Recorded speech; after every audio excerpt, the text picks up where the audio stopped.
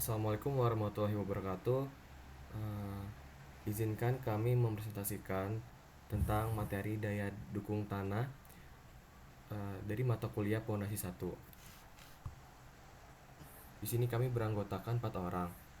Yang pertama, saya sendiri Chandra Diputra, lalu ada Satrio Aji Wijaya, ada Jasmine Syafrina, lalu ada Alif Wirasantika.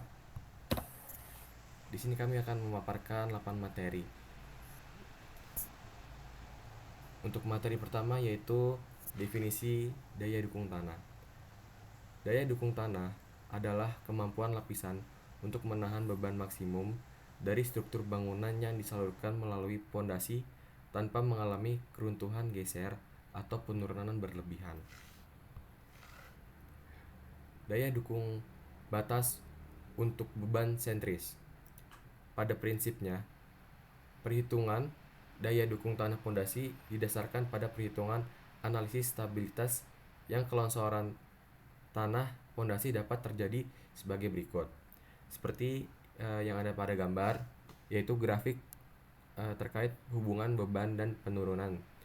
Jadi semakin beban itu eh, tinggi atau berat, itu akan mengalami penurunan yang semakin tinggi pula.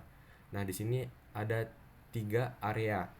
Ya, area pertama ini adalah area linear, yaitu beban dan penurunan itu berbanding lurus. Untuk di area kedua, ini adalah area parabola. Jika beban semakin ditambah, penurunan maka akan semakin signifikan, tidak seperti sebelumnya yaitu berbanding linear. Dan untuk area ketiga, jika beban semakin ditambah, penurunan akan semakin tidak terkendali. Nah, di sini ada namanya rumus Terzaki. Untuk rumus Terzaki sendiri ini berfungsi untuk mencari Q ultimate, yang dimana rumus Terzaki sendiri itu berdisikan rumus yaitu C kali NC plus dalam kurung gamma kali ZF tutup kurung kali NQ ditambah B per 2 kali gamma kali N gamma. Untuk keterangannya sendiri, P adalah beban merata di atas permukaan tanah bila permanen, C itu kohesi tanah, gamma berat isi tanah, ZF adalah kedalaman pondasi, B lebar pondasi, NC, NQ, dan N adalah faktor daya dukung Terzaki, tergantung dari sudut geser gamma. Nah, di sini ada 3 penjabaran rumus yaitu A, B, C. Untuk A sendiri itu berada di area seperti di pada gambar A, lalu B itu di dalam pondasi, lalu C itu sama dengan A. Nah, jika P itu sama dengan 0, maka di rumus Terzaki itu kita perlu menambahkan plus P pada perhitungan B ini, gamma kali ZF plus P. Dan untuk mencari nilai NQ, NC, dan N gamma itu seperti rumus pada berikut.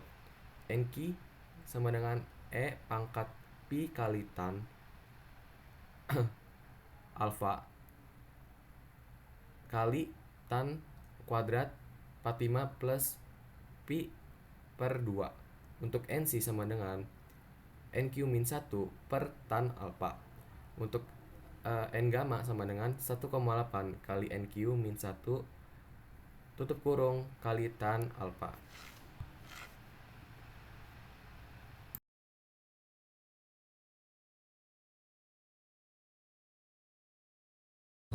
Selanjutnya ada daya dukung batas untuk beban eksentris. Jadi maksudnya adalah beban eksentris itu yang tidak terletak pada titik pusat suatu bidang dasar fondasi. Atau bila ada momen yang bekerja, misalnya momen yang berasal dari beban angin. Kemudian terdapat 2 cara perhitungan, yaitu yang pertama menggunakan konsep lebar manfaat, useful width, sama yang kedua menggunakan faktor reduksi, yaitu reduction factor.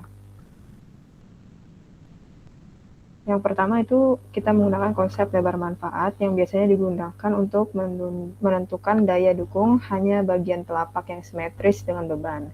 Berikut rumusnya yaitu B sama dengan 2, B per 2 kurang EX, atau sama dengan kita sederhanakan menjadi B min 2 EX. Kemudian ada L yang sama dengan 2 L per 2 dikurang EY atau sama dengan L dikurang 2 EY. Kemudian B dan L dikalikan. Ya, nah ini merupakan gambar yang dari konsep lebar manfaat.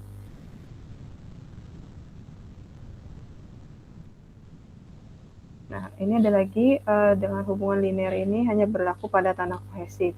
Sedangkan pada tanah non-kohesif, hubungannya menyerupai parabola seperti pada di gambar ini dan memiliki rumus B sama dengan 2 buka kurung R dikurang 2X, atau kita sederhanakan menjadi B dikurang 2X, dan A dengan 2 alfa per 360 derajat dikali V dikali R kuadrat dikurang EX dikali V dikali R dikurang EX akar R kuadrat dikurang EX kuadrat.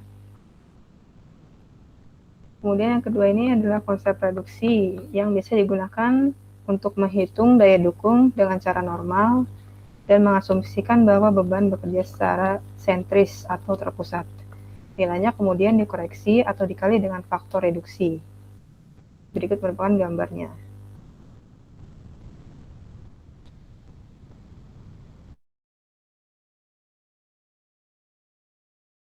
Selanjutnya adalah pengaruh muka air tanah terhadap daya dukung. Daya dukung tanah ini di bawah fondasi dangkal dipengaruhi oleh banyak faktor. Di antara lain yaitu bentuk fondasi, kedalaman penanaman fondasi, bentuk fondasi, letak muka tanah air, muka air tanah, dan lain-lain. Letak muka air sangat berpengaruh terhadap daya dukung tanah, sedangkan letak muka air tanah mengalami fluktuasi dengan adanya perubahan musim, yaitu musim hujan dan musim kemarau. Yang pertama, apabila muka air tanah atau MAT terletak pada kedalaman sama dengan atau lebih besar dari lebar fondasi atau yang disebut B, nah di bawah ini merupakan dasar telapak, maka keberadaan air tanah dianggap tidak memengaruhi nilai daya dukung tanah fondasi. Namun apabila air tanah berada pada kedalaman kurang dari B di bawah dasar telapak fondasi, maka pengaruh air tanah harus diperhitungkan melalui interpolasi. Di bawah ini dengan rumus Q sama dengan kohesi dikali N kohesi ditambah gamma dikali ZF dikali NQ ditambah B per 2 dikali N gamma dikali gamma dikurang X per B dikali gamma dikurang gamma sub. Apabila muka air tanah berada di antara dasar telapak fondasi dan permukaan tanah, maka nilai berat isi tanah pada lapisan antara permukaan tanah hingga dasar telapak harus dihitung secara interpolasi. Sementara itu, untuk tanah yang berada di bawah dasar telapak fondasi, digunakan berat isi tanah terendam. Dengan kondisi tersebut, persamaan daya dukung tanah mengalami penyesuaian. Dengan rumus Q ultimate sama dengan kohesi dikali N kohesi ditambah ZF dikali NQ dikali buka kurung gamma dikurang gamma per ZF dikali gamma dikurang gamma sub ditambah B per 2 dikali NY dikali N gamma dikali gamma sub.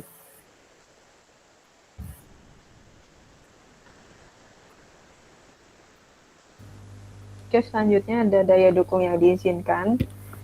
Jadi besar daya dukung yang diizinkan yaitu daya dukung batas dibagi dengan faktor keamanan. Faktor keamanan didapat dengan membagi nilai daya dukung batas dengan tegangan yang bekerja pada tanah fondasi. Kemudian ini rumusnya yaitu QA atau beban yang diizinkan yang berasal dari Q ultimate per faktor keamanan. Nah, untuk mencari faktor keamanan itu berasal dari Q maksimum dibagi Q ultimate.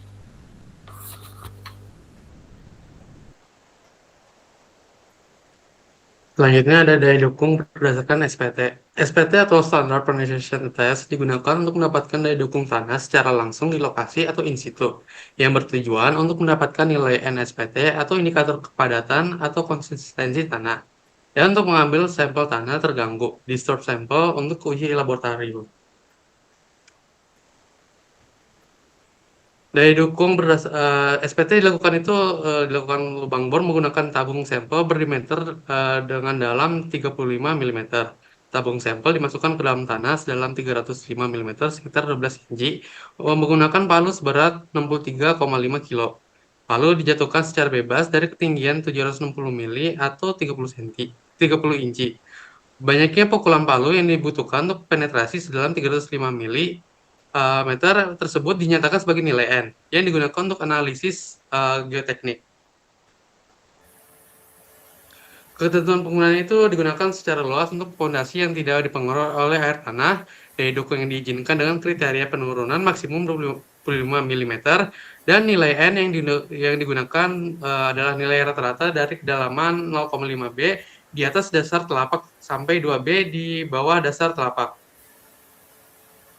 Faktor koreksi Kapek dan Borzora itu menyarankan penggunaan faktor K atau koreksi menyelesaikan nilai daya dukung saat ada air tanah, di mana K sama dengan T aksen V per T aksen V kali A. T aksen tegangan geostatik vertikal efektif pada kedalaman 0,5 B di bawah fondasi ke dalam fondasi R sebenarnya adalah air tanah per tegangan geostatik vertikal efektif pada kedalaman 0,5 B di bawah fondasi dalam kondisi tidak ada air tanah. Yang berakhir QA sama dengan K kali Q aksen A, di mana QA adalah daya dukung akhir dan Q aksen adalah daya dukung jika tidak ada air tanah.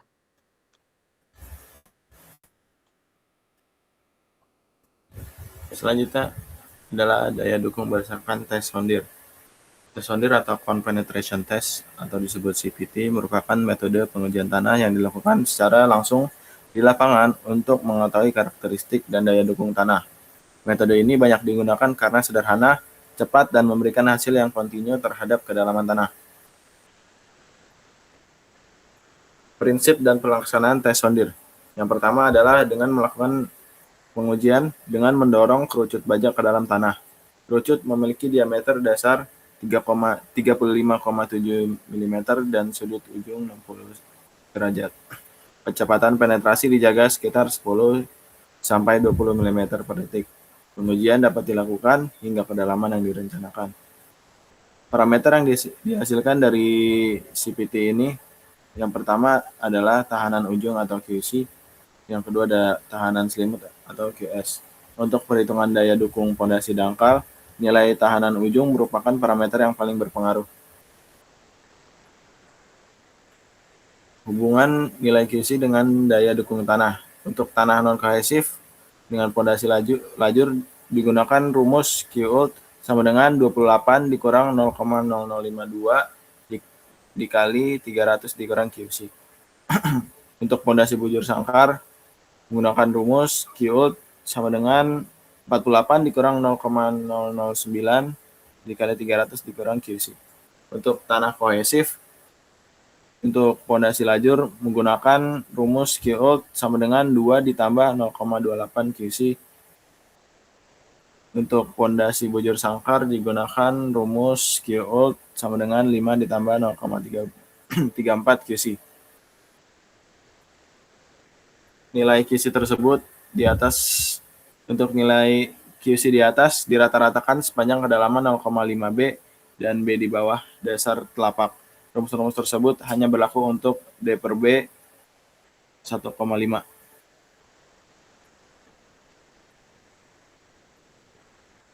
Selanjutnya adalah daya dukung berdasarkan acuan atau pengalaman. Jadi, daya dukung fondasi dapat ditentukan dengan menggunakan rumus-rumus mekanika tanah yang didasarkan pada parameter tanah hasil pengujian lapangan. Namun, pada tahap awal perencanaan suatu proyek, data hasil penyelidikan tanah seringkali belum tersedia.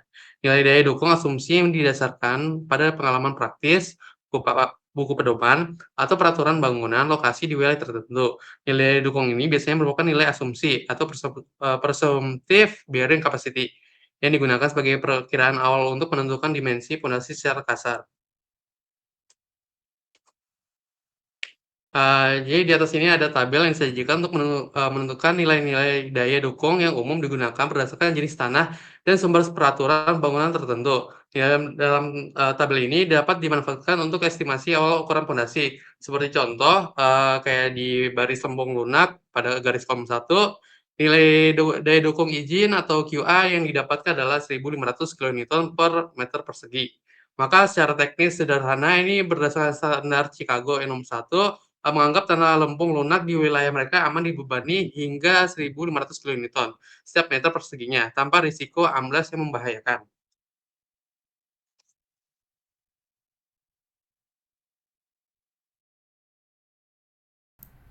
Mungkin cukup sekian presentasi kami terkait materi daya dukung tanah. Semua materi yang kami cantumkan dalam PowerPoint itu berdasarkan buku pondasi. Mungkin sekali lagi cukup sekian, kurang lebih mohon maaf. Assalamualaikum warahmatullahi wabarakatuh.